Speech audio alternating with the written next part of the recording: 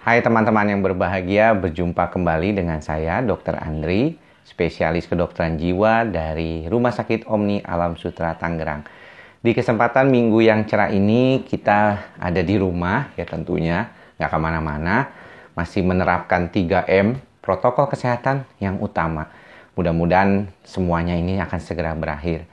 Nah, saya ingin sedikit sharing tentang suatu keadaan di dalam praktek sehari-hari di mana banyak di antara kita mungkin akan mengalami kesulitan beradaptasi dengan situasi sekarang ini. Nah, mengapa ada perbedaan ya antara orang yang sudah lebih senior, misalnya di atas usia 50-an ke atas, dengan orang yang lebih junior, misalnya di bawah usia 30 tahunan.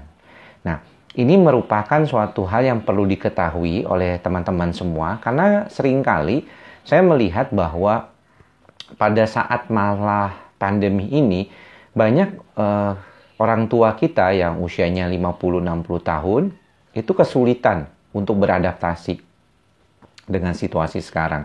Nah, situasi ini memang tidak mudah karena seumur-umur gitu ya, mungkin belum pernah mengalami hal ini. Dulu zaman tahun 1918 ya, kalau tidak salah itu dari sejarah dikatakan ada namanya Spanish flu ya, di mana waktu itu juga terjadi wabah yang luar biasa yang membuat banyak orang meninggal. Bahkan di Jawa juga tercatat lebih dari berapa ribu orang ya meninggal itu ya.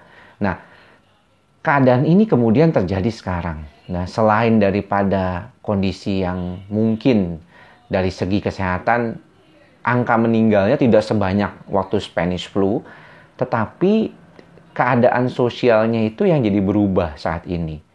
Orang jadi nggak bisa kemana-mana, orang tidak lagi punya kesempatan untuk bertemu dengan orang lain, bersosialisasi dipersulit gitu ya, dengan adanya protokol kesehatan di mana kita tidak boleh berkumpul, kemudian juga tidak bisa melakukan interaksi seperti salaman ya.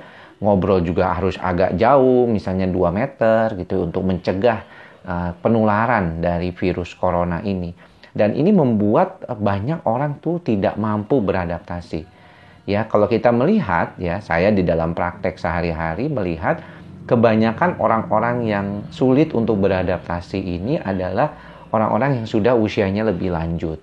Nah, mengapa demikian? Ini penting untuk diperhatikan ya oleh teman-teman bahwa ketika kita di dalam kehidupan ini, itu kemampuan beradaptasinya itu memang akan berhubungan juga dengan usia kita. Semakin muda usia kita, biasanya kemampuan adaptasi kita itu jauh lebih cepat daripada yang udah usianya lebih lambat. Tidak heran biasanya kalau misalnya dalam perusahaan, mereka lebih senang merekrut orang-orang yang masih muda kan, di mana diharapkan selain tenaganya masih baik, kemudian juga kemampuan adaptasinya lebih cepat, dan kemampuan untuk mengelola secara kognitifnya lebih baik gitu. Nah, pada keadaan seperti pandemi ini, hal-hal ini tidak terjadi pada orang-orang yang usianya lebih lama, lebih tua lah dalam hal ini, lebih senior. Tidak heran misalnya kalau kita perhatikan banyak di antara orang-orang ini itu baru pertama kali sebenarnya datang ke psikiater. Sebelumnya dia tidak pernah ke psikiater ya, tidak pernah mengalami gangguan kejiwaan dan baru mulai mengalami masalah kejiwaan itu di bulan-bulan ini ya, sekitaran 2-3 bulan setelah pandemi. Berasa mulai di April dan Mei itu mereka udah mulai ngerasain nih kayaknya kok ada yang berubah gitu ya, kok stres, rasanya nggak bisa tidur ya. Dan ini tidak mudah buat semua orang ya, karena kalau kita melihat nggak gampang gitu stay di rumah itu buat sebagian orang. Ada yang merasa bosan, ada yang merasa seperti terkurung, ada yang akhirnya nggak bisa ngapa-ngapain lagi gitu. Jadi bener-bener nggak ngapa-ngapain, nonton TV boro-boro, mau video call nggak bisa, mau ngapain pun nggak bisa. Ini juga salah satu yang perlu dipahami oleh orang-orang, terutama kita sebagai anak-anaknya mereka juga seringkali mungkin perlu berempati ya dengan orang tua kita ini. Karena mereka ternyata tidak semudah itu. Makanya nggak heran ya waktu mulai melonggar PSBB yang dikatakan new normal, banyak yang beranggapan new normal itu adalah benar-benar seperti normal ya. Jadi bodoh amat gitu, kembali lagi beraktivitas, ada yang arisan, mungkin ada yang pengajian, ada yang kumpul-kumpul di gereja kembali, ada yang kumpul di wihara kembali, dan akhirnya ini yang membuat permasalahan ya, permasalahan klaster-klaster itu terjadi kembali. Nah, kenapa? Pada dasarnya memang manusia itu menginginkan ya bekerja sama, menginginkan sosialisasi di dalam kelompok. Rasa keterikatan dengan kelompok itu adalah salah satu hal yang membuat kita merasa diterima dan meningkatkan daya tahan kita terhadap stres. Jadi kalau kita bersosialisasi itu selain baik untuk secara sosial kita bersosialisasi, juga bagus untuk kita mampu mengatasi keadaan kita sendiri. Dan ini yang menjadi penting ya untuk diperhatikan oleh beberapa orang yang saat ini mungkin sedang mengalami keadaan seperti sekarang. Lalu apa yang bisa dilakukan? Ya, ini yang penting. Yang penting adalah memang mau tidak mau kita harus belajar menerima ya, dan tidak merasakan ini sebagai sesuatu hal yang beban. Coba upayakan ya, kalau misalnya ibu-ibu, bapak-bapak yang mendengarkan ini masih bisa beraktivitas di dalam rumah, lakukanlah aktivitas ya. Kalau ada kesempatan ataupun keberuntungan bisa keluar rumah ya, sambil jaga jarak, lakukanlah ya aktivitas luar rumah, tapi tetap dengan memperhatikan protokol kesehatan ya, jaga jarak dengan orang lain, dan kalau misalnya keluar rumah sebaiknya selalu menggunakan masker.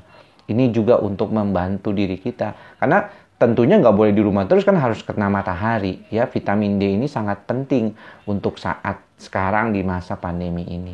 Kemudian memang perlu meningkatkan cara-cara yang bisa membuat kita tuh lebih nyaman.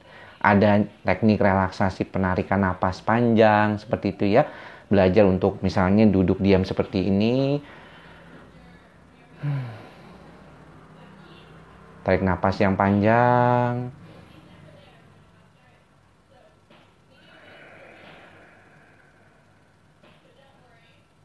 Ya, keluarkan pelan-pelan seperti itu. Bisa dilakukan 10 kali. Apa gunanya? Gunanya sebenarnya adalah untuk menenangkan si amigdala. Jadi kalau misalnya amigdala kita tenang, biasanya otak kita itu akan lebih nyaman dan lebih bisa mampu beradaptasi dengan kondisi keadaan sekitar kita. Rasionalitas kita akan lebih baik ketika otak kita tenang. Kalau otak kita banyak gangguannya, banyak distraksinya, pikiran kita jadi sulit untuk berkata-kata atau bersikap, itu juga akan mendapatkan dampak yang tidak baik buat kedepannya. Jadi upayakan. Saya tahu ini tidak nyaman, saya tahu keadaan ini tidak sesuai dengan keinginan kita, baru pertama kali kita rasakan dan semuanya merasakan. Yang mudah-mudahan ini akan segera berlalu. Sampai bertemu lagi di lain kesempatan. Salam sehat jiwa. Bye-bye.